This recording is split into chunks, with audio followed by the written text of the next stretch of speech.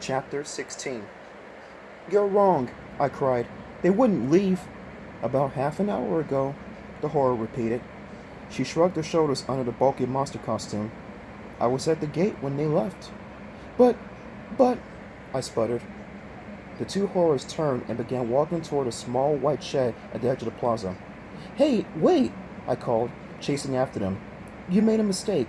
Our parents wouldn't leave without us. They disappeared into the shed. The door slammed behind them. I turned back to Luke and Clay. They stared at me blankly. She was wrong, I told them. Mom and Dad are still here. I know it. Then why did she say... Clay started, but his voice broke. I could see that he was very worried and upset. Beads of sweat ran down his pink forehead. Luke tried to make a joke. I guess that means we have the whole park to ourselves, he exclaimed, forcing a smile. Very funny, I replied sarcastically. We also have no money, and we're about 300 miles from home. We could call somebody, Luke suggested. No phones, Clay muttered. He lowered his head, shoved his hands to the pockets of his shorts, and turned away from us. Oh, right, Luke remembered. They told Dad there were no phones in the park. That's crazy, I said heatedly. They're liars. The horrors are all liars. I guess that's their job, Luke said, telling us lies to scare us to death. That's why they call it Horrorland. They should call it Dumbland, Clay muttered bitterly.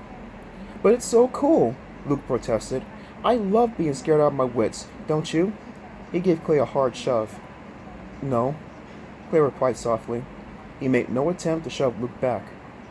Well, she was lying about Mom and Dad, I insisted, gazing at the white shed.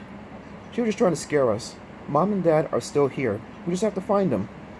Come on, let's go, Luke urged. I hope we find them soon. I'm getting really hungry. We wandered through the park for what seemed like hours. We searched through dark, mysterious woods and strange monster villages. We passed through a carnival area with dozens of scary-looking rides. On the other side of Vampire Village, we passed a building marked Monster Zoo. It was closed. But we could hear most of the terrifying grunts, howls, and moans coming from inside. A long yellow building had a sign outside that proclaimed, Guillotine Museum, please hold on to your head.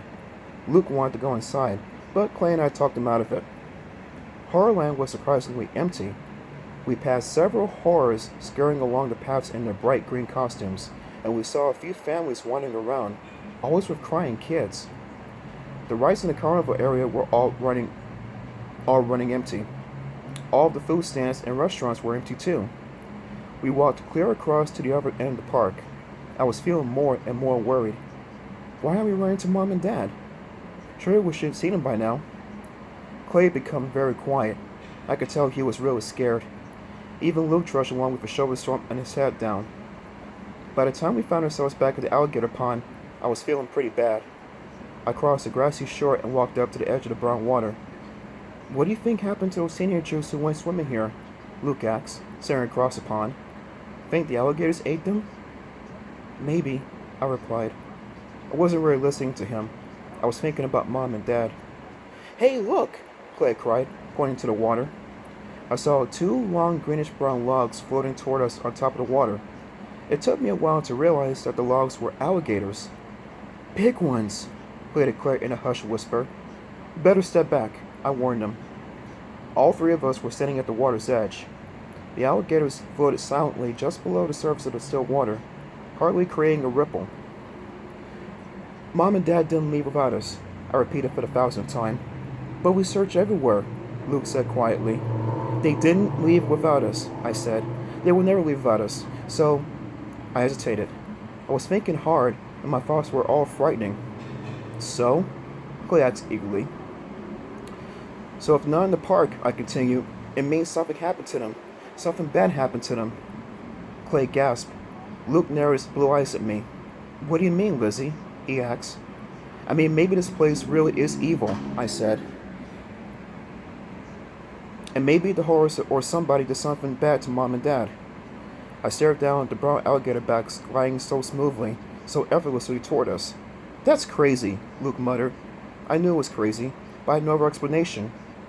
I have such a bad feeling about this park, I told them. A real bad feeling. And as I said that, I felt strong hands grab me from behind and push me into the alligator pond.